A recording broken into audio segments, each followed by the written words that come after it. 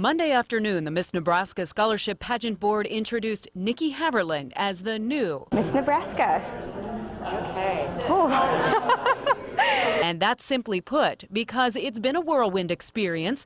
Haverland received a phone call asking her to wear the crown after Teresa Scanlon was announced as Miss America in Las Vegas. As for the phone call, I wasn't necessarily expecting it. It came 2 days later, and I was just like, whoa, this is going to be a really big adventure now.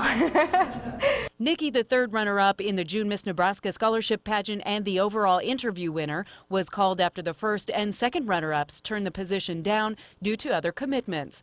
It did take Haverland a couple of days to say yes while she was contemplating her own commitments. I am too old to compete again, and so at 24, you are no longer eligible to compete in the locals or go on to compete at Miss Nebraska, and so my life kept on carrying on. I was completely absorbed in my research. I was doing everything that I needed to for classes, work, etc.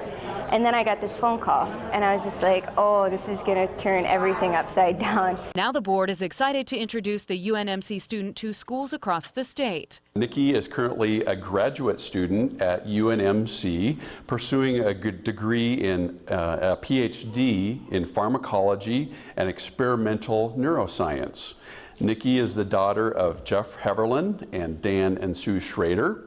And Nikki's platform is Grab Life by the Protons, encouraging science education. That is my main objective, is to get into the schools and get kids excited about science. Haverland will spend the next few days getting orientated with her new title and her duties. She says the sacrifices she's made to take on this new venture are well worth it, and she's excited to see what the future holds.